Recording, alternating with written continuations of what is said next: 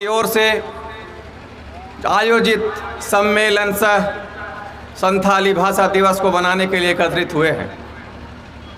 इस कार्यक्रम में झारखंड से चलकर कटिहार की धरती पर आने वाले हमारे युवा परिषद के राष्ट्रीय अध्यक्ष मुकेश RX टुड्डू जी, जो हृदय सम्राट हैं, जो युवाओं के दिल की धड़कन है। ये बिहार की धरती है, ये गौतम बुद्ध की धरती है, चाणक्य की धरती है। ये सीमांचल का जो इलाका है, फनेश्वर नाथ रेणु की धरती है। ये बिहार ऋषि मुनियों की धरती है, ये ज्ञान की धरती है। जब एक समय हुआ करता था जब हमारा बिहार से लेकर झारखंड से लेकर उड़ीसा तक एक ही राज्य हुआ करता था, लेकिन आज़ादी से पहले अंग्रेज़ों के द्वारा जो हम लोगों पे लगातार अत्याचार कर रहे थे, तो भारत के वासी और हमारे संथाल समाज के दो भाई सीधो और कान्हू जो आंदोलन में अपना योगदान दिए। आदिवासियों का बहुत भारत के आज़ादी की लड़ाई में सहयोग रहा है। हमारे मंच पे आसीन हैं ज्ञानेश्वर जी, जो युवा परिषद के प्रदेश अध्यक्ष हैं। सब लोग एक साथ हम लोग ताली बजाकर उनकी शादी हुई है उसका हम लोग मुबारकबाद दें। इस मंच पे आयोजित करने वाले हमारे युवा हृदय सम्राट कटिहार के सिनोद जो जिला के अध्यक्ष हैं, मैं उनको मुबारकबाद देता हूं इस बात के लिए जो जिस समाज के लिए आपने ये अलग जगाने का प्रयास किया है, ये काबिले तारीफ़ है। और मैं राष्ट्रीय अध्यक्ष जी से और प्रदेश के अध्यक्ष ज्ञानेश्वर जी को अपनी ओर से संतुष्ट कराना चाहता हूं कि जिस तरह से इन लोगों ने छोटा सा प्रयास किया है। जो लोग यहाँ पे आपके सामने उपस्थित हैं, वो उनकी उपस्थिति सिर्फ दर्ज नहीं की जाएगी, बल्कि जो लोग यहाँ उपस्थित हैं उनकी मजदूरी की कुर्बानी को भी याद रखा जाएगा, क्योंकि ये समाज मजदूरी पे टिका हुआ है, अपने मेहनत के बल पर टिका हुआ है और अपने बच्चे का पालन पोषण करते हैं। लेकिन आज़ादी के 70 साल के बाद भी जिनके पिताजी आरक्षण का लाभ लेने के लिए खड़े थे, उनका आज पोता भी दहलीज पे कहीं न कहीं खड़ा है। उसका मुख्य कारण है कि आज देश में जिसकी जितनी भागीदारी उसकी उतनी आबादी के हिसाब से भागीदारी मिलना है। लेकिन आपको याद होगा, बिरसा मुंडा को भी याद करना होगा, जो ईसाई स्कूल में पढ़कर जब निकले तो संथाल समाज को एकत्रित करने का प्रयास किया और देश की लड़ाई में भी पहला योगदान दिया अपना। सिनोद और कन्हा को याद करते हुए मैं नमन करता हूं कि उनकी कुर्बानी को भी याद किया जाएगा इस देश के लिए, जिन्होंने 1855 से लेकर 57 के इस दशक में उन्होंने आंदोलन करने का काम किया देश की आज़ादी के लिए। और जलियांवाला बाग से भी बड़ी घटना हुई जब 30,000 संथाल को शहीद कर दिए गए, मैं उनको भी नमन करता हूं। लेकिन जिस तरह से हिस्सेदारी मिलना चाहिए था, आज तक इन समाज को नहीं मिला है। उसका मुख्य कारण है हम लोग शिक्षा के क्षेत्र में, स्वास्थ्य के क्षेत्र में कहीं न कहीं पूरे रूप से कुपोषण के शिकार हैं। जब तक बच्चा स्वस्थ नहीं होगा तब तक वो शिक्षा ग्रहण नहीं कर पाएगा। प्रयास हर लोग करते हैं कि हमारे बच्चे पढ़ें, लेकिन मानसिक रूप से वो इतने मजबूत नहीं हो पाते हैं। चाहे वो बच्चा गर्भ में हो, जो समय पे टीका लगना चाहिए वो समय पे नहीं लग पाता, या जन्म लेने के बाद जो 5 साल तक बच्चों को टीका लगता है वो नहीं मिलने के कारण बच्चा मानसिक रूप से मजबूत नहीं हो पाता है।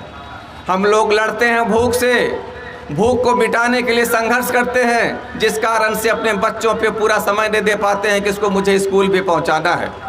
मैं मुख्य रूप से तमाम यहाँ के जो युवा साथी हैं, माता एवं बहनें हैं, मैं उनसे आग्रह करूँगा, जो आपके बगल में आंगनबाड़ी केंद्र चलता है, आपके बगल में जो स्वास्थ्य केंद्र है पंचायत में, आपके बगल में जो स्कूल है, उसको मुख्य रूप से आप लोग देखिए कि आपके समाज के बच्चे वहाँ जो जा रहे हैं तो पढ़ाई हो रही कि नहीं हो रही है। पंचायत के चिकित्सा कार्यालय में डॉक्टर आ रहे हैं कि नहीं आ रहे हैं, इसको गंभीरता से लेने का विषय है। और जिस तरह से देश में आबादी के हिसाब से हिस्सेदारी मिलने चाहिए, जब पहला यहाँ पूरे भारतवर्ष में गणना हुआ तो उस समय जात के हिसाब से गणना हुआ था, लेकिन उसके बाद 41 और 55 में जब गणना हुआ तो वो आर्थिक रूप से हुआ। लेकिन आज जो बिहार ने गणना करवाया है वो आर्थिक रूप से, सामाजिक रूप से, भाषा के रूप से और शिक्षा के क्षेत्र में किस तरह से इनको आगे लिया जाए, उसके लिए आज माननीय मुख्यमंत्री बिहार सरकार ने एक जाति जनगणना करवाने का काम किए हैं, जिसमें बिहार में संथाल की संख्या, आदिवासियों की संख्या लगभग 2% दिखाया गया है। जिस तरह से लगभग 2% दिखाया गया है, मैं कहना चाहूँगा कि आदिवासी समाज के लोग सिर्फ सुरक्षित सीट से ही चुनाव क्यों लड़ते हैं। आप सामान्य सीट से भी चुनाव लड़िए, आप हर एक पद पे चुनाव लड़िए, चाहे वो त्रिस्तरीय पंचायत हो, चाहे वो लोकसभा विधानसभा हो, चाहे वो त्रिस्तरीय MLC हो, विधान परिषद का चुनाव हो। जब तक आप अपने किस्मत को आजमाएंगे नहीं, तब तक आपका समाज आगे नहीं जा सकता है। राजनीतिक भागीदारी अब होना अति आवश्यक है। जब तक आप सदन में नहीं रहेंगे, तब तक आपको संथाली भाषा का जो मान्यता प्राप्त है वो किताबों में सिमट कर रह जाएगा। आज हम लोग अगर यहाँ खड़े हैं या अपनी आवाज़ को बुलंद करने के लिए इकट्ठा हुए हैं, तो एक बार हम लोगों को बाबा साहब भीमराव अम्बेडकर को भी नमन करना होगा। वो संविधान जो लिखे, जो उनमें अधिकार दिए गए, जो संघर्ष उन्होंने अपने जीवन काल में किया, वो संघर्ष करते करते जब देश आज़ाद हुआ, कानून मंत्री बने, उसके बावजूद उनको इतना प्रताड़ित किया गया कि वो बौद्ध धर्म अपना लिए थे। तो किसी न किसी रूप में हर समय ये समाज संघर्ष किया है और आगे भी संघर्ष करना होगा, तभी हम लोगों को जो हिस्सेदारी है और भागीदारी है तभी प्राप्त हो पाएगा। मैं आप लोगों को आह्वान करना चाहता हूँ कि एक रोटी कम खाइए, मगर अपने बच्चों को स्कूल ज़रूर भेजिए, और जितने बच्चों को मानसिक रूप से उसको दवा मिलनी चाहिए वो भी दिलाने का प्रयास कीजिए। आज देश में जितने विभाजन के ओर लेकर जाने का प्रयास किया जा रहा है, जात पात ऊंच नीच में बांटा जा रहा है, भाषा और लिंग के नाम पर, मैं आप लोगों को कहना चाहूँगा ये मदारी का खेल चल रहा है। मदारी के खेल में जब भीड़ लगाया जाता है तो मदारी के 4 आदमी होते हैं जो पॉकेटमारी करने का काम करते हैं।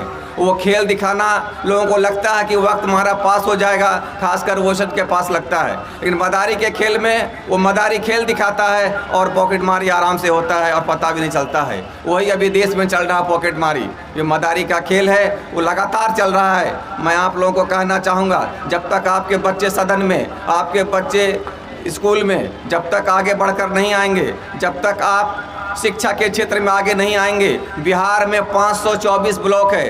अगर संथाल समाज के एक बच्चे प्रति वर्ष BPSC पास करने लगे तो एक वर्ष में एक बच्चा भी अगर CO और BDO बनता है तो कहीं न कहीं उस ब्लॉक के जो आदिवासी समाज के लोग हैं उसके लिए वो चिंतन और मंथन करेंगे। बिहार में 8400 पंचायत है। अगर हर पंचायत में लोग चुनाव लड़े, अगर 100 पंचायत में भी जीत के आ जाए तो उस समाज का तो कम से कम देख रेख हो सकेगा। जब तक आप लोग राजनीतिक क्षेत्र में, चाहे वो शिक्षा के क्षेत्र में, स्वास्थ्य के क्षेत्र में संघर्ष नहीं करेंगे, तब तक वो हक नहीं मिलेगा। जब आप लोकसभा विधानसभा में चुनकर जाते हैं तो वहाँ प्रयास कीजिए कि हमको शपथ संथाली भाषा में लेना है। हमारा आवेदन संथाली भाषा में जाएगा और सरकार से मांग करें हम लोग कि संथाली भाषा को अगर मान्यता प्राप्त है तो आज सिलेबस में उसको लागू किया जाए, जिससे हमारे बच्चे संथाली भाषा का भी ज्ञान प्राप्त कर सकें। और मैं अंत में अपनी ओर से आप लोगों से आग्रह करना चाहूँगा कि हम लोग ह्यूमन हेल्पिंग संस्था है जो पूरे हिंदुस्तान की है, मैं उसका सदस्य हूँ। हम लोगों का मुख्य रूप से काम है जो EWS बच्चे हैं जो आर्थिक रूप से कमज़ोर हैं और इलाज नहीं करा सकते हैं, हम लोग उस बच्चे का इलाज कराने का काम करते हैं। अभी आजमनगर के कोल्हा का एक बच्चा था जिसको दिल में छेद था, हम लोगों से संपर्क किया, हम लोगों ने उसका दिल्ली पहुँचाकर इलाज करवाया जिसका खर्च 7,20,000 आया। ऐसे बच्चे जो बीमार हैं और आर्थिक रूप से कमज़ोर हैं, मैं आग्रह करूंगा ज्ञानेश्वर जी से, मनोज मुर्मू जी से और सिनोज जी से कैसे लोगों को भी हमसे संपर्क कराएं, जिससे अवसर मिले कि हम उन बच्चों का सेवा कर सकें। और हम लोग लेट्स इंस्पायर बिहार के भी मुख्य समन्वयक हैं कटिहार जिला के, जिसमें हम लोग गरीब बच्चों को गोद लेते हैं पढ़ाने के लिए, हर वर्ष 20 बच्चे को।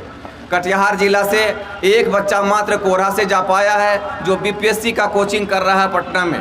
मैं आप लोगों से आग्रह करूंगा, ऐसे बच्चे जो पढ़ना चाहते हैं, पढ़ने में बहुत ज़्यादा अच्छे हैं और आर्थिक रूप से कमज़ोर हैं, मैं उन लोगों से आग्रह करूंगा कि हम लोगों से संपर्क कराएं, जिससे कि उस बच्चे को हम ले जाकर पटना पहुंचा सकें और कोचिंग करा सकें। चाहे वो नीट की तैयारी हो, चाहे वो आपके इंजीनियरिंग की तैयारी हो, चाहे वो आपके बीपीएससी की तैयारी हो, चाहे यूपीएससी की तैयारी हो। वहाँ रहना सहना, खाना पीना सब फ्री है। वहाँ कोई लिंग भेद, जात पात, ऊंच नीच का कोई भेद नहीं है। मैं आप लोगों से आग्रह करूंगा कि इसमें हम लोगों का सहयोग करें, जिससे कि जो आर्थिक रूप से कमज़ोर लोग हैं और पढ़ने में अच्छे हैं, वो बच्चे पैसे की कमी से उसका जीवन रुकना नहीं चाहिए, उसका जीवन थमना नहीं चाहिए, क्योंकि वो हमारे देश के भविष्य हैं, आज के नहीं हमारे कल के भविष्य हैं। आने वाले वक्त के वो नेता हैं, अभिनेता हैं, आने वाले वक्त के वो विधायक और मंत्री हैं। मैं आप लोगों से एक बार पुनः आग्रह करते हुए जय जोहार, जय कटिहार।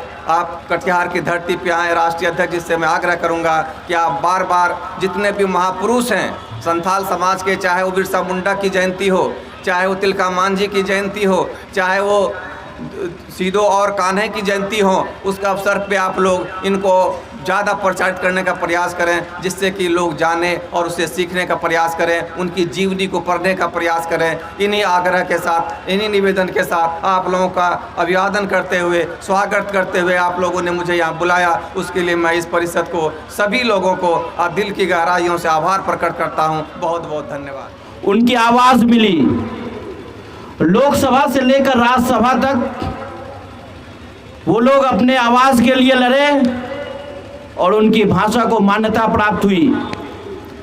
लेकिन हमारी लड़ाई यहाँ ख़त्म होने वाली लड़ाई नहीं है। ये जो आज का कार्यक्रम है, ये कार्यक्रम यहाँ तक सीमित नहीं होना चाहिए। इस कार्यक्रम को हम लोगों को लेकर चलना है। इस कार्यक्रम को हम लोगों को दिल्ली में पहुँचाना है।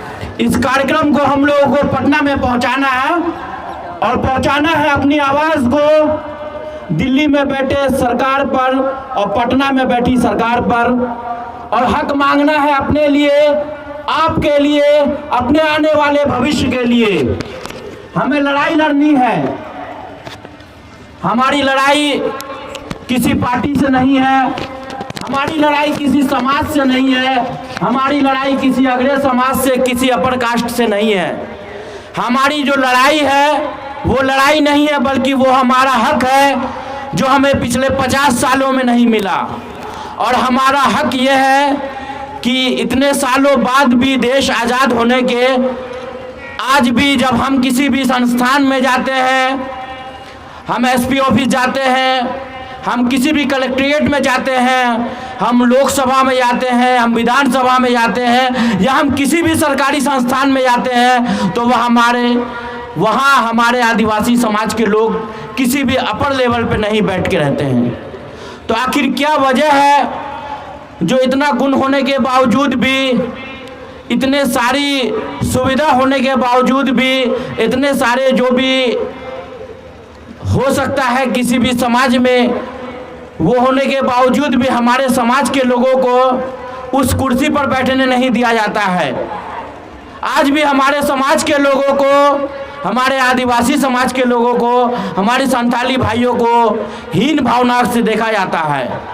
हम लोगों की लड़ाई है सबको शिक्षा एक समान, सबको सम्मान एक समान, सबको एक समान की शिक्षा मिले, सबको एक समान स्वास्थ्य मिले, सबको एक अधिकार मिले।